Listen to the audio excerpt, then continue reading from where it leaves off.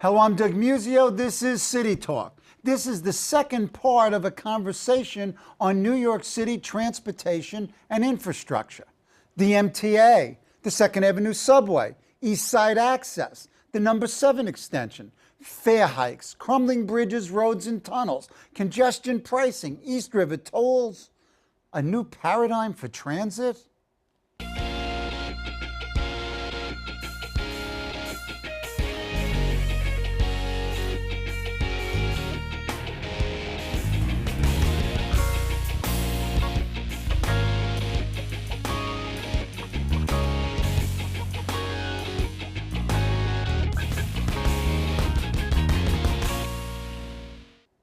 Joining me again this week to talk about New York City and state's transportation and other vital infrastructure is Robert Buzz Paaswell. Dr. Paaswell is a distinguished professor of civil engineering at the City College of New York. He's the director of the CUNY Institute of Urban Systems and the director emeritus of the University Transportation Research Center, a federally funded center providing research and training to transportation professionals. Professor Paaswell has served on numerous city, state, federal, and international commissions and task forces. From 2009 to 2010, Professor Paaswell served as interim president of City College.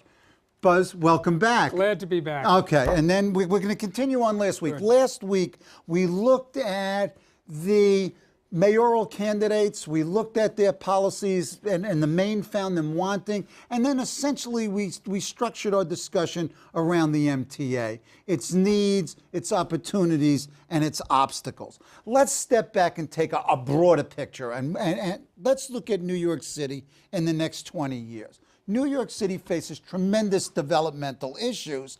Indeed, over the next 2 decades, the population of the city is supposed to grow by 1 million people. What do we do? How do we accommodate these people? How do we house them, provide jobs, and most importantly, get them to jobs? Well, I think that's the key. If we can't solve, starting with the transportation problem, if we don't make public transportation a little bit more accessible, a little less of a hassle, you're not going to have 1 million people live here. Because we're certainly not going to continue to build in the same places that are totally built up because of the transit system itself, especially in Manhattan, along the east side and along the west side, along the numbered lines, right, and along the lettered lines in Manhattan. So you have to begin to build in other boroughs. And in some places, you still don't have transit capacity. Certainly along the old IRT, you don't. Nope. But you do along the IND a little bit, the old A, B, C. Oh, you're old. IND, right. BMT, well, and you IRT. said the old in oh, term, man. So here we are. So you've got to look at where you have capacity, and maybe that's where you want to encourage development. And we know there are a number of tools. We're not talking about housing policy as such, but we know there are a number of tools to encourage development, tax write-offs and land buy-downs and things like that. But New York needs to be a city for all classes, for all people, not just for the very wealthy that want to stay in the part of Manhattan. So we have to improve transportation. If we don't, those people will find jobs someplace else, and the New York that we love will slowly erode away from the New York that we want to see, and that's what we really want to protect against. Well, one of the things that's really apparent by reviewing the literature and in our previous conversations is that there's the real absence of planning at the national level, at the state level, at the regional level, and at the city level, that we don't have planning. What would a comprehensive transportation plan for New York City and the region look like? There are some people who are doing comprehensive plans. The RPA has done comprehensive plans. Regional Plan Association. And they've done some really good work. And they've got great leadership with Bob Yarrow and Lee Sander as the chairman of the board. And they have an annual meeting. But they've got to be much more aggressive in their planning. Does anybody listen to them? When I was in Chicago, there was something called a businessmen's group that promoted a plan for Chicago, and they had the power through promoting that plan to get it into the Chicago City Council and begin to make it work. Right. I think the RPA should work with and I know they do, they try to work with the state legislature and the city council. They have to be more aggressive, and they have to team up with a group like the Partnership for the City of New York, that also has to be much more aggressive. Those are the people, the big players, who could really be aggressive about what needs to be done for transportation for New York. One is to understand it, not just make New York a city of great museums and the greatest symphony in the world and the greatest opera in the world and great restaurants. New York is that, and it will be that for a long time to come. But a city of great neighborhoods. When you go to Paris, you don't just go to the museums, but you go to neighborhoods. Sure. Or London, you go out in neighborhoods. And in order to do that, you need a vibrant middle class, a vibrant working class, and they need housing. And they need housing that will get them to jobs. If it takes them too long to get to jobs, or too much of a hassle, or too much of a cost, they'll work someplace else. I mean, economists have shown that. You don't need a Nobel Prize Right. in economics to recognize that. So that the point you just made, what big plan, and we talked about this before, the mayor can start with a vision of New York that's a vision for what will the boroughs look like and who will live there, and then what is the infrastructure necessary for that, and be the strong lobbyist for that. Get the newspapers on board. The newspapers should have editorials every week and pictures every week of what this city can be, and they should go to Shanghai, and they should go to London, and they should go to even smaller cities in Europe and Asia and see what's going on there now and say, why aren't we like this? And that's we need more than just you and I talking on a Oh, TV I show. know, but I mean, again, likelihood here. I mean, yes, this is, this makes a great deal of sense. It's rational. What is the likelihood, given the political and economic realities as we've been experiencing, that such an enlightenment, such epiphanies might take place? Well, you know how they How do you make them see? you know how they say if you're an addict, you got to hit rock bottom before you come up. Oh, Well, maybe our government has hit rock bottom now, and maybe the only way for them to go is up, and they recognize, the government as a whole, the U.S. government recognizes that the way America will be great and continue to be a leader of the free world, and certainly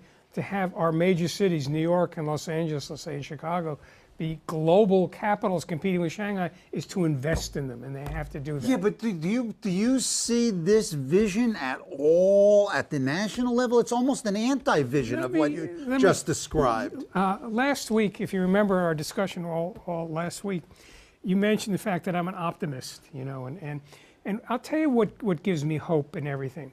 I look at the data of the under 40 generation, and once you take away from the fact that a lot of this generation is concerned about just themselves or the Me Too generation, you recognize that they are also concerned with the future and have different ways of combating it. And one of the ways they have of combating it is using the tools we've given them, which are instant communications, Right. and social networks. And when we talk about new paradigm, I was going to talk about social networks. Go ahead. And transportation. Well, it turns out that the under 40s, and there's a great article in Crane Chicago Business that just hit home about 2 months ago that said a group of lower high income residents who lived in North Chicago have decided they're not buying a second car, and some aren't buying a first car. They're living near the train stations. All of a sudden the train lines are becoming crowded, and Chicago knows it has to invest in it. Why? Because they don't want the hassle of owning a car, getting a license and paying insurance and parking and everything else. They want to live in their neighborhood, live near a train station, have all the amenities of the city, and have all the amenities of a neighborhood. That turns out to be a reflection of what's happening in under 40s around the country.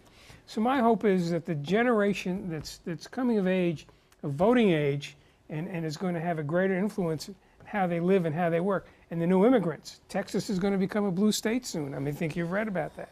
They're going to change. You're starry-eyed. I don't know. You have to have faith. Okay. The point is, other than that, why would you continue to fight political battles? So you have to put alternatives on the table. Okay. What changes need to happen in governing institutions then?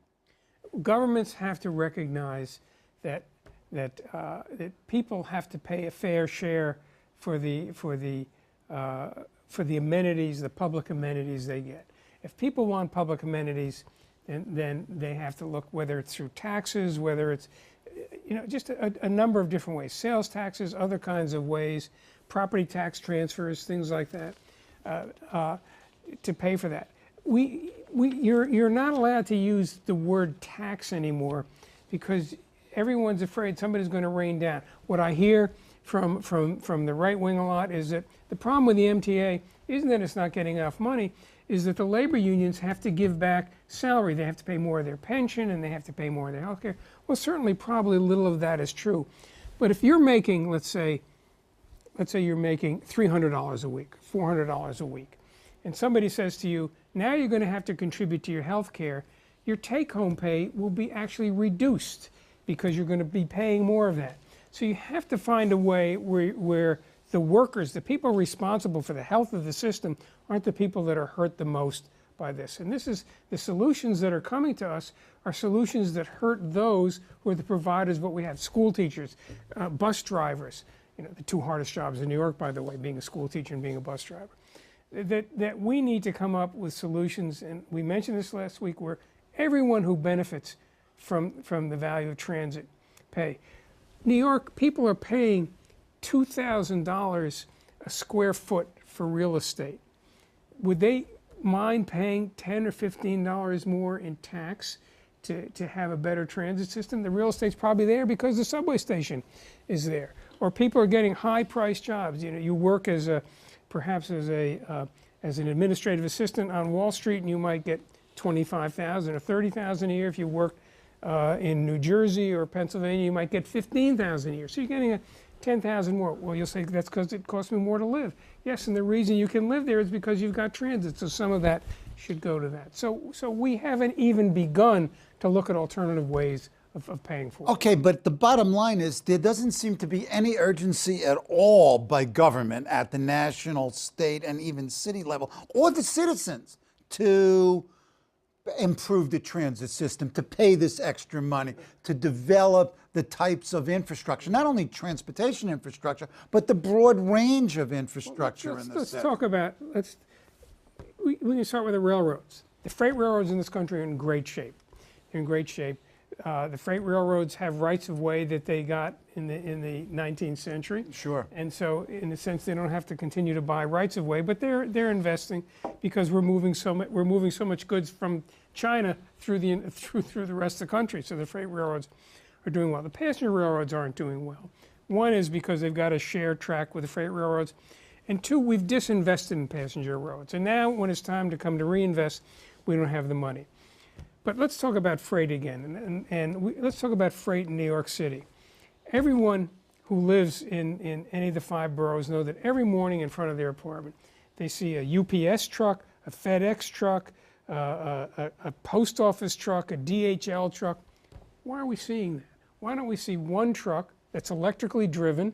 We haven't talked about sustainability yet. That's coming from a central warehouse that reduces the traffic. Not only are those trucks there, but they're double parked, of course, so you can't get to your parking space inside or get around it. So we're not using the streets right in New York. We haven't even begun to talk about movement on the streets, about freight, about ticketing trucks, and therefore the price of deliveries go up and New Yorkers pay more for goods because we have bad policy for moving goods in and out of the city. The GW Bridge is clogged because and other bridges, the East River bridges are clogged because there's no tolls on them, so trucks, and Canal Street is always clogged. And as my friend Sam Schwartz said, Canal Street isn't really clogged, nothing's moving, so very little traffic moves through. Just one line that's stuck there all the time. But the point is we haven't thought of how to balance our transportation. I think the next mayor, this mayor, Jeanette Sonnecutt, has been a great commissioner, and she's brought something to the city that it's needed, and that's the calming of areas and public areas and bike lanes. But we have to get back and address, the next commissioner has to address the use of streets, the use of trucks, when can trucks park? Why are we giving parking away at the curb so cheaply? Yeah, that's All my these public things. space, and people get it for free. I want to charge Yeah, them. absolutely. So, why are pedestrians the last people we think about? You know, why do we hold pedestrians back so cars can make turns? Why do we even allow cars? China, you can't allow cars in the Oh, well, city maybe, sometimes. come on. I mean, be serious. Well, maybe we need a dictator for a couple of years. Nice, nice. I can don't- just see the headline. Buzz Paaswell advocates for dictatorship. On You're taking Doug's that show, back. on Okay. Doug's Oh, show. just I just do as not a advocate it. hypothetical. No. Okay. What do we do in one sense? I mean, we began last week's show by advice to the mayor. What is the first substantive thing or the top priority, substantive thing that the new mayor of the city of New York should do? Well, I think there are so many things. I think the first mayor has to deal with two things: congestion in the areas that are congested. It's not just Manhattan; it's downtown Brooklyn. It's parts of the South Bronx, Right.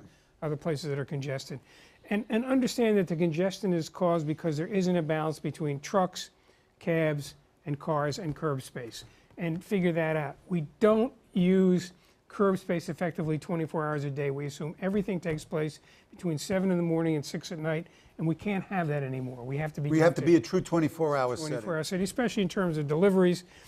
That's one thing. The other is safety. There's still lots of road accidents, especially in the outer boroughs of Queens. We have to realize that pedestrians really do have the right of way, and that's in conflict with what I just said. But if it means slowing down cars and having more congestion, so be it. But people must be safe. The population is getting older. I've noticed. I like to think I'm spry, but I don't get across the street as quickly as I used to. And you try to cross Queens Boulevard. And I used to cross, but like younger New Yorkers do, you just look and you zoom, independent. I don't do that anymore. So safety is an issue and he has to address the non-motorized. He has to look at bike lanes and say, New York needs a serious bike lane map, the way London has it. You've got bike lanes on streets that have parking on both sides. The street is maybe as wide as this table. You've got a bus lane taken. No bike can get down there. And so the bicyclist isn't safe and the driver's not safe. So we need to have more serious looking at bike lanes, and you probably need a commission, not just a commissioner, to look at bike lanes and work with community boards in developing such a map. Well, one of the things is you've got this division within city government and certainly between city and state government you've got all these agencies that don't seem to coordinate with one another at all. Don't you need, I hate to use that phraseology, some kind of transportation czar that is responsible for the larger look, which we don't have? Well, it's interesting. When I first met Jeanette Sada-Khan, she was in Dinkins' administration. She was his transportation person. Right. And in a sense, the commissioners reported through her to the mayor what the problems were, and he was able to put a stamp of approval. You certainly do. But the mayor of New York controls so little in transportation. The biggest thing in transportation in our region is the Port of New York. The Port Authority runs that and controls the number of trucks that come in and out, and the fact that the railhead stops there and stops. And we don't have any say at all governmentally on the Port Authority. No say in that. And little say in the MTA, but we talked about that last week. In the MTA and city and state DOT. We're also one member on their transportation agencies have to be part in New York City of something called the Metropolitan Planning Organization that does all the planning, which is the New York Metropolitan Transportation Council. New York is one voice in that, as are Nassau and Suffolk County and Rockland and Westchester counties, and they all have a vote. So when all the capital plans come up, they all sort of have to mix log them up roll and negotiate. and do that. And that's the federal law. So you've got federal law that constrains all you can do too. It's as if the mayor. You say what the mayor has the deck stacked against him a little bit, but the mayor can't just throw up his hands and say, like our last couple of mayors did, say, I don't control the MTA, so I don't care about it. The mayor has to take the bully pulpit and say, this is what I want the MTA to do for me, and go to the editorial boards and go work with RPA and work with other planning organizations, and go to the Metropolitan Planning Organization and say, this is what the city needs if the whole region is going to be successful. And if you look at the proposed plans by the two candidates, which we very briefly did last week, there's not much hope there because they're very vague. I don't know where their plans are going. Well, I think they're probably holding things close to the chest. Right. They're Until they get elected. They're operational plans, they're not visionary Right. plans. We haven't talked about one thing that's critical that most New Yorkers are aware of, the fact that we're spending a lot of money now based on hurricanes and floods. Right, sure. Let's talk about one of your topics, Resilience. right, sustainability and resilience. Sustainability and resilience are the two watchwords. Sustainability basically means, if you take the European Union definition, and they make planning for sustainability a mandated requirement, not do it if you want, is carbon limits, that the amount of carbon secreted into the atmosphere by the year 2030 will be lowered to a specific amount. And you'll get there. And one of the ways of doing that is reducing emissions from automobiles. Sure. So we've got to think about, how do we reduce emissions from automobiles? Do we have electric cars? Well, if the electricity is powered still by oil-based generators, we haven't gained anything. Right. Do we build windmills? Too expensive.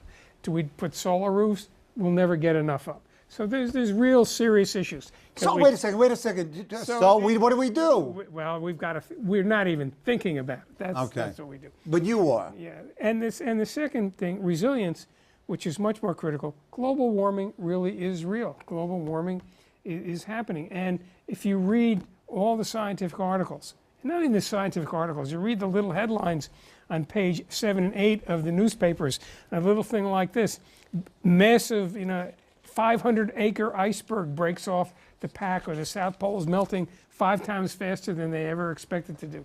Global warming is real. We're going to have bigger storms. We're going to have flooding. In terms of transportation, our transportation system, one, has to be weatherproofed against flooding, so we don't flood out something like the South Ferry Station. But secondly, we have to have a surface fleet, a modern bus fleet that's controlled, and this is my hobby horse now, controlled totally by real-time information, so that somebody in the control center knows where every vehicle in this fleet, it includes taxis, it includes black cars, and if citizens want to be part of that, they could perhaps in the future register for where their vehicle is, so that if a flood comes and people are isolated, you know where there's transportation Where are we available. with the development of such a system? We're talking about it. Oh, okay. You and I. Oh, nice. we're in deep trouble, Buzz. No, the communication systems are, I think the highest priority to come out of the last hurricane is we need better communications.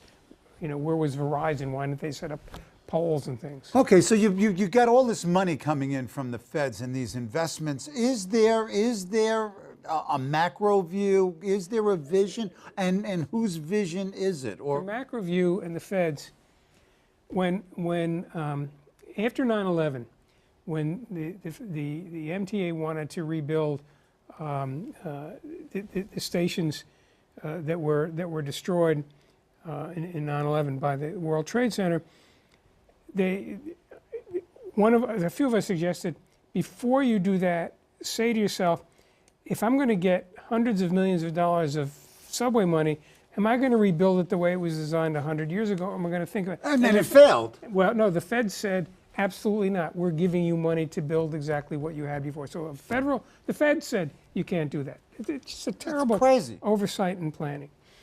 The hurricane money, a lot of it's coming in, and it's basically the same thing, to rebuild as we had before, maybe a little higher.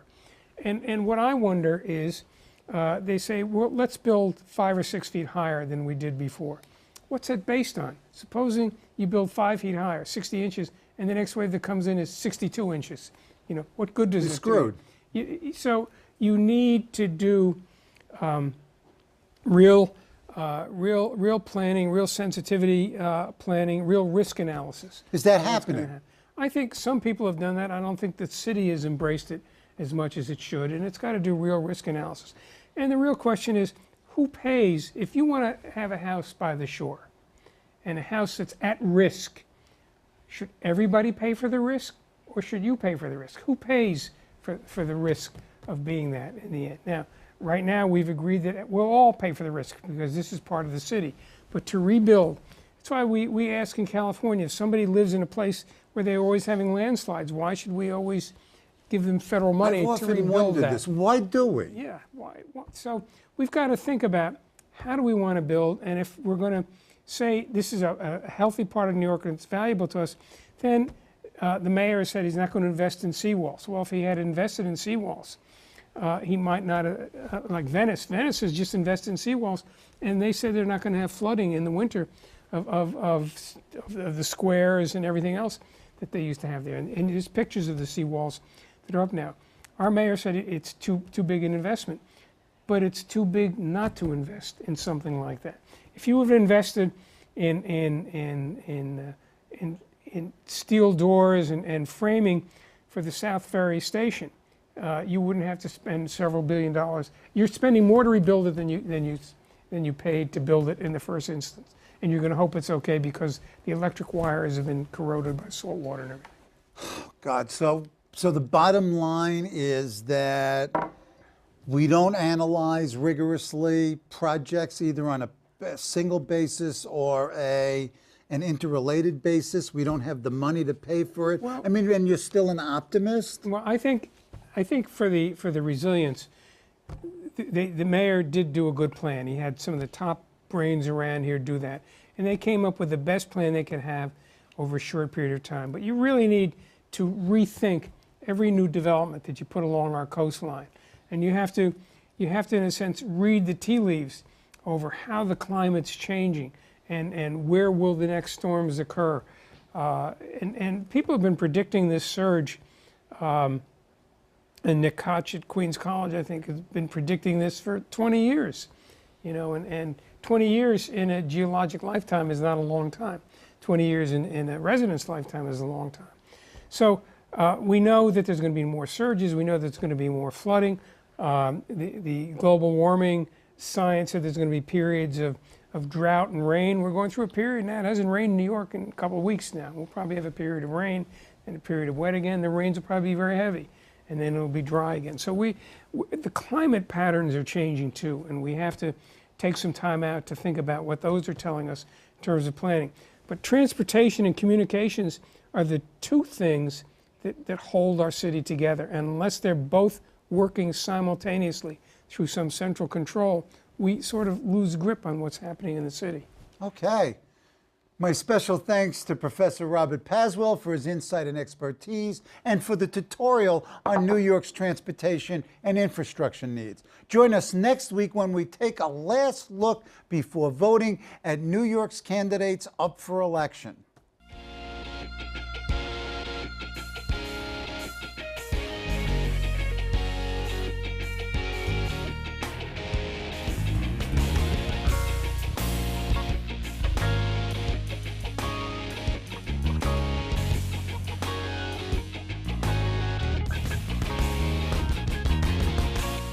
Hello, I'm Doug Muzzio.